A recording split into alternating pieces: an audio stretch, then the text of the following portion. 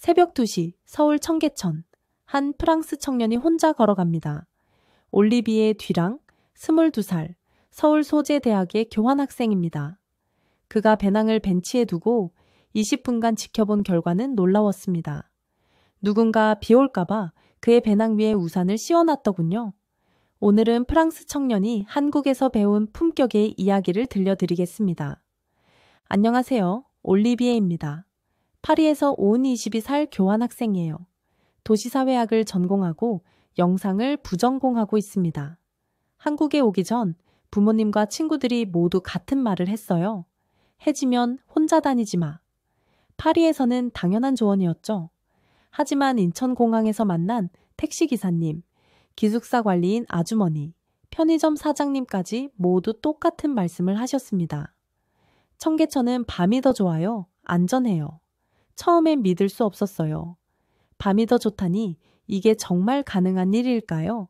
한국에 온 첫 주, 저는 매일 밤 창문으로 청계천을 내려다봤습니다. 파리라면 위험신호로 받아들일 장면들이 한국에선 평범한 일상이었어요. 밤이 되면 위험해지는 게 아니라 오히려 더 살아나는 도시. 이것이 제가 한국에서 받은 첫 번째 문화 충격이었습니다. 파리에서 자란 저에게 밤은 늘 조심해야 할 시간이었어요. 특히 혼자서는 절대 돌아다니면 안 되는 시간. 하지만 한국 사람들은 달랐습니다. 첫날부터 모든 분들이 청계천은 밤이 더 좋다고 말씀하셨어요. 처음엔 한국 사람들의 친절한 거짓말이라고 생각했습니다. 하지만 점점 깨달았어요. 이건 거짓말이 아니라 자신감이었습니다. 한국은 이미 밤을 누리는 문화를 만들어 놨더군요. 위험을 피하는 것이 아니라 안전을 만들어가는 문화. 택시에서 내릴 때 기사님이 하신 말씀이 잊히지 않아요. 젊은 친구, 우리나라 밤길은 세계에서 가장 안전해. 그건 경찰 때문이 아니라 사람들 때문이야. 그때는 무슨 뜻인지 몰랐지만 지금은 압니다. 한국의 안전은 시스템이 아니라 사람에서 나오는 거였어요.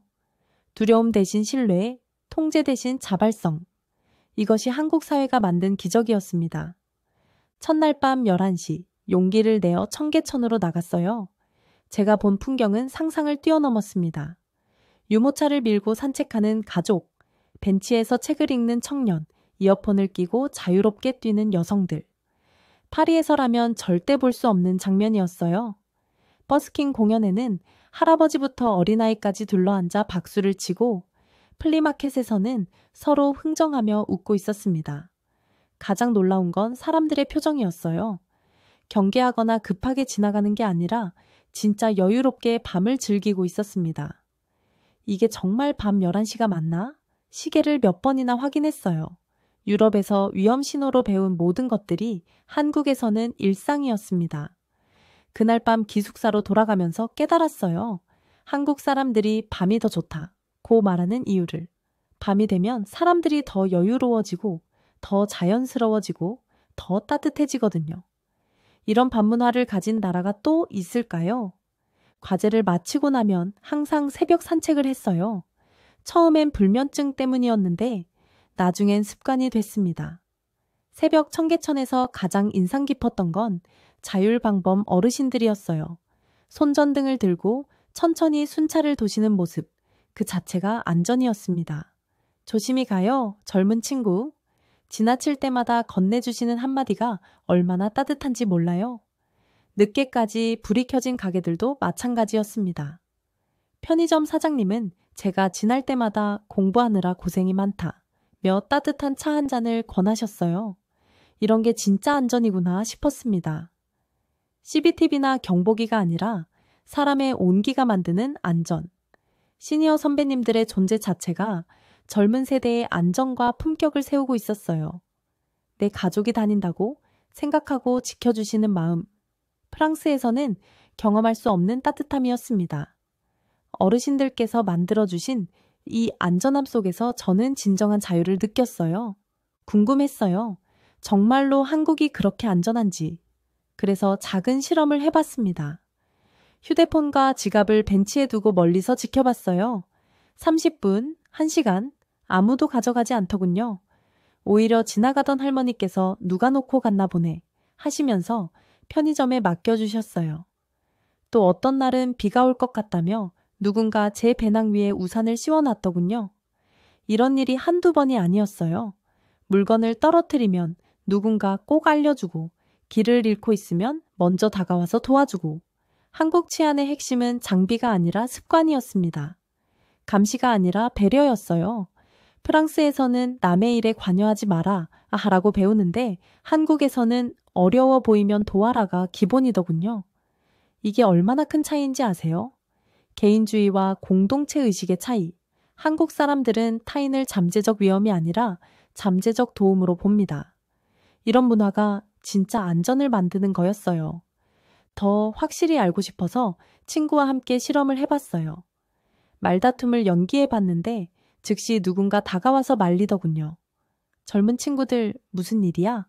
진짜 걱정하는 표정으로 중재해 주시는 어르신의 모습에 깊이 감동했습니다.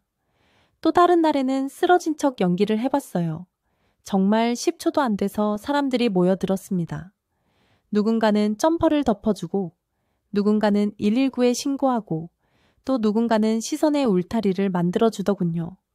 이런 게 진짜 시민력이구나 싶었어요. 법 이전의 양심, 경찰 이전의 이웃, 세계가 배우고 싶어하는 한국형 시민력을 직접 경험했습니다. 위급한 상황에서 가장 먼저 움직이는 건 공권력이 아니라 시민이었어요. 그리고 그 시민들의 움직임은 정말 자연스러웠습니다.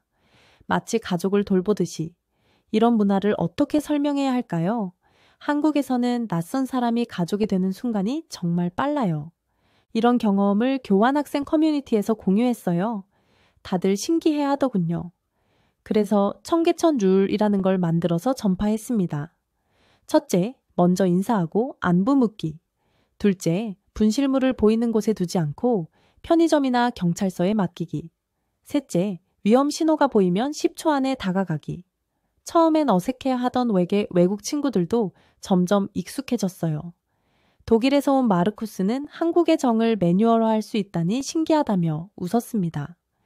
일본에서 온 유키코는 같은 아시아지만 이렇게 다를 줄 몰랐다고 감탄했어요. 가장 재미있던 건 미국에서 온 제시카였어요. 이게 정말 작동하네 라며 놀라워했습니다. 외국 청년들이 한국의 정을 배우고 실천하는 모습을 보니 뿌듯했어요.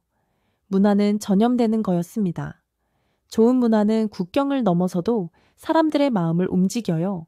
한국의 따뜻함이 세계 각국에서 온 젊은이들의 일상이 되는 걸 보면서 한국이 얼마나 특별한 나라인지 다시 한번 깨달았습니다. 부모님이 한국에 오셨어요.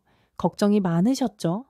특히 아버지는 정말 안전하다는 게 믿어지지 않는다며 의심스러워 하셨습니다. 그래서 밤 10시에 청계천으로 모시고 갔어요. 어르신 순찰대분들과 차 한 잔 마시고 버스킹 공연도 보고 무인 판매대에서 직접 결제도 해보시게 했습니다. 부모님의 표정이 점점 달라지는 걸 볼 수 있었어요. 특히 어르신 순찰대 할아버지와 대화를 나누시면서 깊이 감동받으셨습니다. 우리는 젊은이들을 지켜야 할 의무가 있어요. 이 아이들이 우리 미래니까. 이 말씀을 듣고 아버지가 눈시울을 붉히셨어요. 무인 판매대에서 할머니께서 외국에서 오신 분들이니까 더 잘해드려야지 라며 서비스로 사과 하나를 더 넣어주실 때는 어머니도 울먹이셨습니다. 그날 밤 호텔로 돌아가시면서 부모님이 하신 말씀을 잊을 수 없어요. 한국의 노년은 품격이 있다. 우리가 배워가자. 한국 시니어분들의 참여, 책임, 따뜻함에 진심으로 감탄하셨습니다. 이제 곧 프랑스로 돌아갑니다. 1년간의 교환학생 생활을 마무리하면서 가장 큰 수학은 청계천에서 배운 것들이에요. 한국의 안전은 기술이 아니라 사람에서 나온다는 것. 그 사람들은 바로 대한민국의 어르신들이셨습니다. 선배님들, 한국의 밤은 여러분의 정으로 빛났습니다. 저는 청계천을 졸업장으로 들고 돌아갑니다. 프랑스에서도 이 따뜻함을 전하고 싶어요. 한국에서 배운 품격을 프랑스 사람들에게도 보여드리고 싶습니다. 언젠가 파리에서도 새벽 2시에 안전하게 산책할 수 있는 날이 오길 바라면서 한국에서 받은 사랑을 평생 잊지 않겠습니다. 정말 감사했습니다, 한국. 정말 감사했습니다, 선배님들. 오늘 영상이 도움이 되셨다면 구독과 좋아요 부탁드려요. 다음에도 더 좋은 이야기로 찾아뵙겠습니다.